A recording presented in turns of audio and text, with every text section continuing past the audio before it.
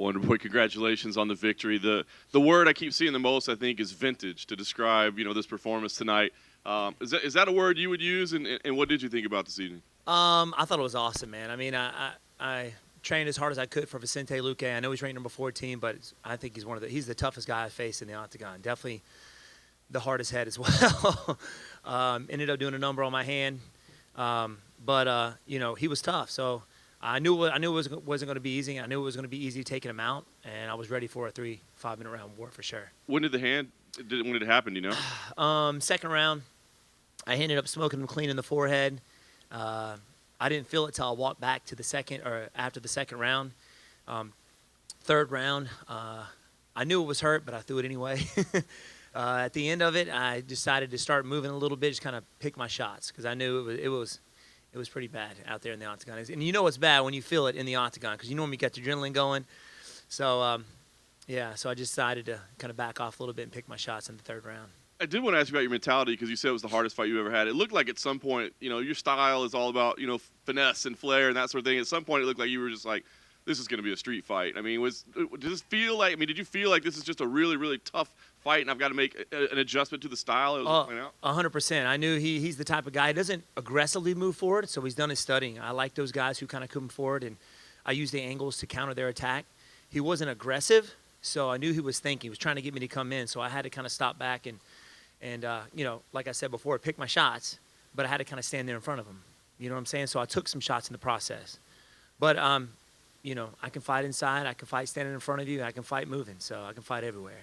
Nice. Last thing for me, I know you had something to prove tonight and you feel you still have a title run left in you, but what do you see as next other than taking a little time off for that hand? I mean, do you see a path for you or what makes sense for you most next? That's a good question. I mean, of course, the fight didn't go spectacularly, have a crazy knockout like everybody wanted, and I knew it wasn't going to be that. I knew it was going to be very difficult. So I see myself working up the rankings, and I figured I was kind of disappointed the fight, the main event ended the way it did because I really wanted to fight one of those guys. Would be awesome. Nicest guy versus the baddest guy would be really cool, but we'll see.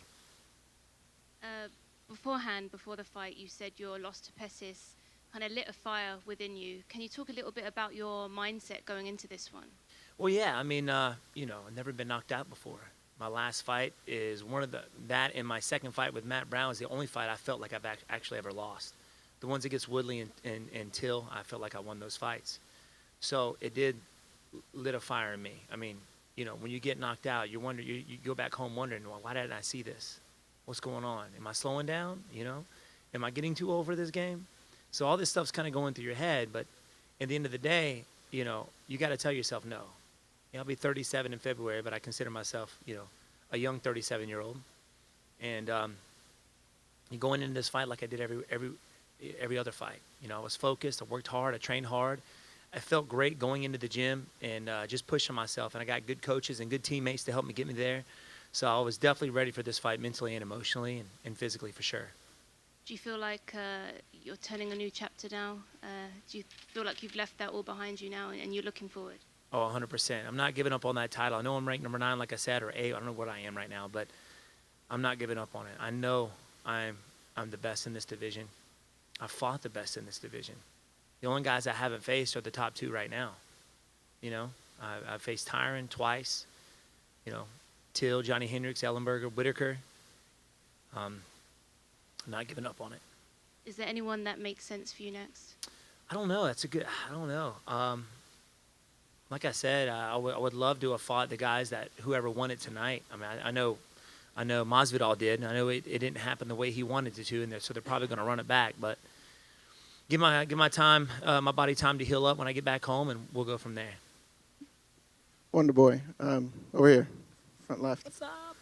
You've obviously always been so open about the Pettis fight. I'm just wondering, in that first round today, what was going through your mind? Vicente hit you with some good shots. What were you thinking there? Well, normally if you go, I kind of take it fairly slow in the first to kind of figure my partner out to see how the feel goes. A lot of times you can kind of figure them out just by feeling, moving around, and throw some feints, and however they react to their feints can really set up some strikes afterwards.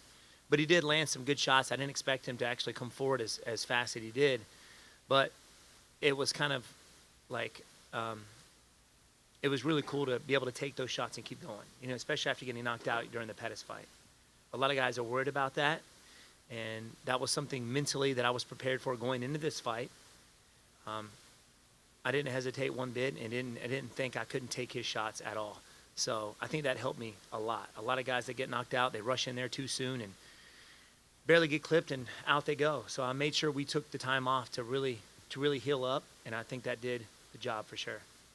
You mentioned fighting through with the bad hand and everything you went into going into this fight. What do you think you learned about yourself after tonight?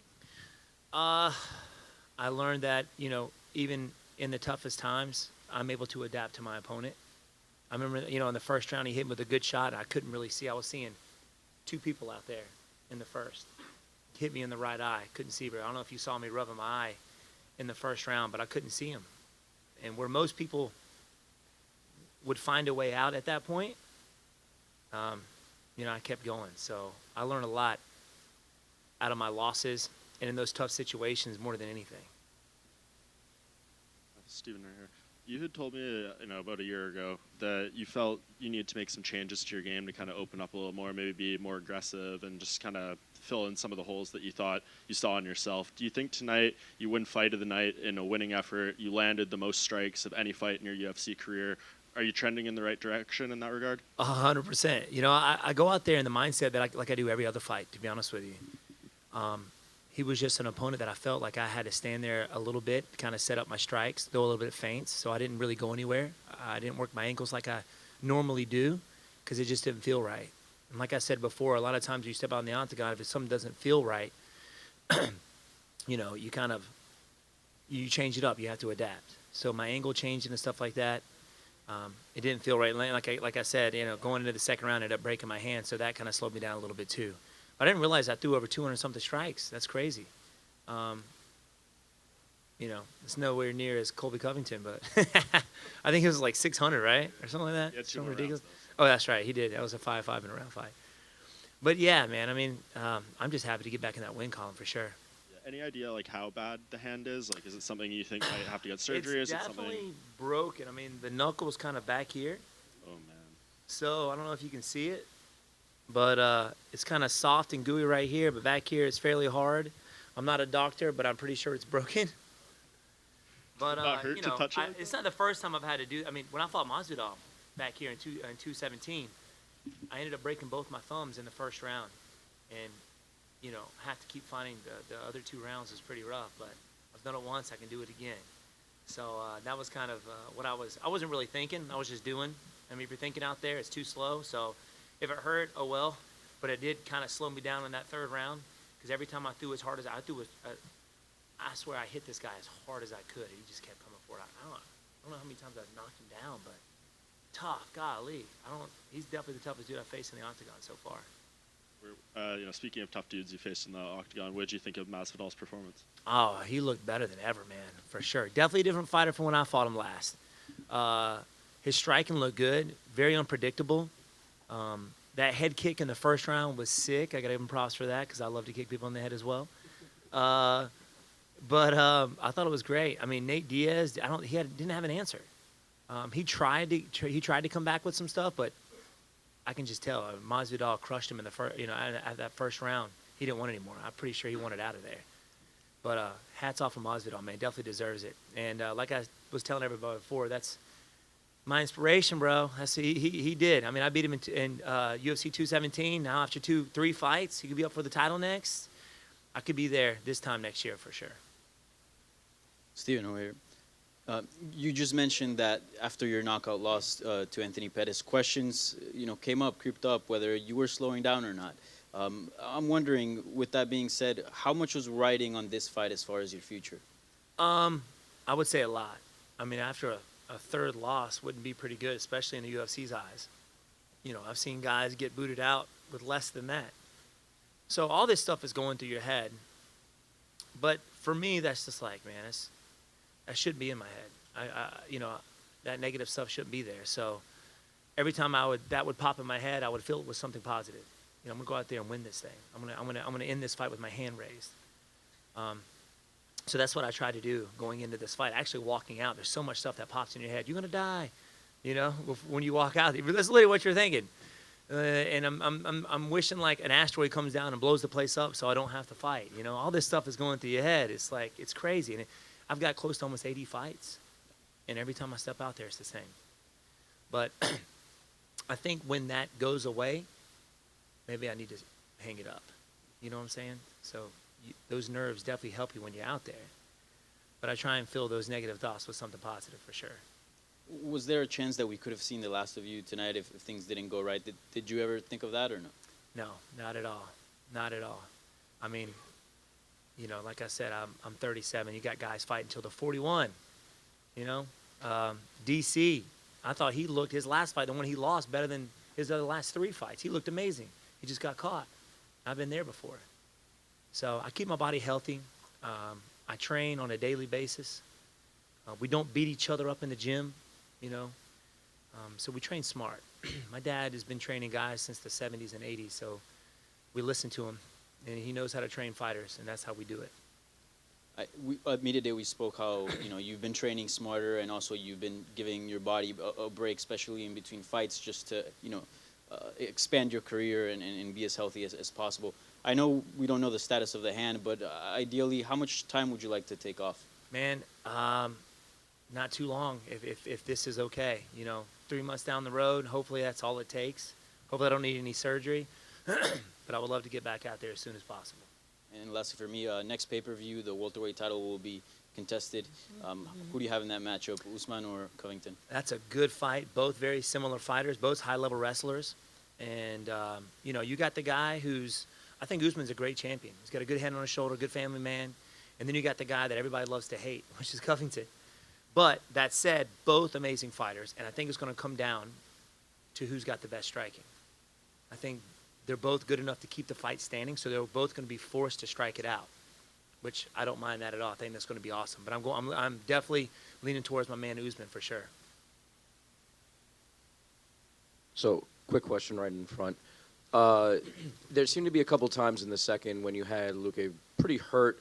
He was down. You were trying to rain down ground and pound, and it seemed like you backed off. Was the hand a part of that, or was it just you realized you didn't have the spot that you needed and were trying for something else? I think it was the fact that I didn't really have the spot. And when I knocked him down, it was kind of weird because he just sat down. It's not like he fell. He just kind of backed up and sat down and rolled to his back. So I was kind of like, is this guy setting me up for something? What is he doing? So that was kind of going out there a little bit, kind of going through my head. So I just tried to pick my shots. And when I didn't land, I didn't want to get into a grappling match. I see that done a lot where guys rush in and then your opponent that you just hurt grabs a hold of you and they recover. So I didn't want that to happen. So I tried to get the fight standing as soon as possible. And there's also his back was to the cage. You were firing away, didn't get the shot you were looking for, and again also backed off. Again, kind of the same thing. He's been coming forward pretty much the whole fight. Once he started backing up, I figured he was trying to lead me down a rabbit hole, and then I do that to a lot of guys as well. I'll back up, get them to come in, and then I'll plant, boom, and fire, and they run into it. So I figured that's what he was thinking. So I kind of slowly moved in, tried to pick my shots and back out because I wasn't really sure he was looking for the counter. Wonderboy, just wondering, I mean, you've been in the division for a while now. Would you say this is the most skilled and the toughest it's been? I mean, Vicente was one of your hardest challenges, and this is not a guy that's even ranked too highly yet. Would you say it's the most skilled at the moment that you've seen it? In a while, yes. Everybody I fight in the UFC is high-level skilled. But when it came to, down to adapting to somebody, I think Rory McDonald was that guy that I really had to adapt to and figure out. Because those guys like that, they make changes after every time they fight. Guys like Johnny Hendricks, no offense, but you've seen him fight once, you've seen him fight 100 times. But Rory McDonald and Vicente Luque, they make changes. So those are the guys you kind of have to worry about when you're out there. So I had to be very cautious. He was very high-leveled, and in his striking, Dutch kickboxing, had some good leg kicks. But then again, he kind of threw the same thing over and over again. He tried to hit him with the right hand, and then he hit him with a few left hooks, and he would go to the leg. He occasionally threw a spin back kick, but I felt that it wasn't natural for him. But definitely the toughest guy, like tough as in he took some shots and kept on coming. So that right there, I've seen guys break mentally after fighting guys like that. You know, um, it was good. It was a good scrap for sure. Just last one from me. Just wondering, did you get a chance to see Darren Till's performance against? Not a whole Castle? lot of it. Not a whole lot of it. I was actually doing media and stuff when that fight was going on. I was trying to peek out the corner of my eye, but they were like, focus. So I had to stay focused on what they were asking me so I get the answers right. But I heard he won. I heard the fight was very close. I heard from some people that Kevin won it. I heard from some people that Till won it. So it was kind of back and forth from what I was hearing. Steven over here. Congratulations on the win. Thank you. Damian Maia just had a big win over Ben Askren, and he announced that he's going to fight 2 more times before he calls it a career. And if I ask somebody who would they like to match make against Damian Maia for one of those last 2 fights, your name comes up an awful lot.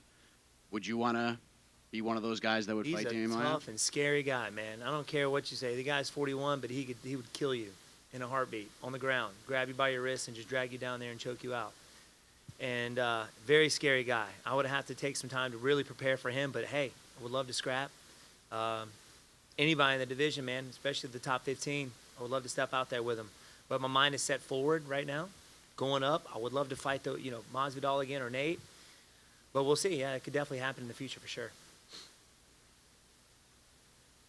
Is that it?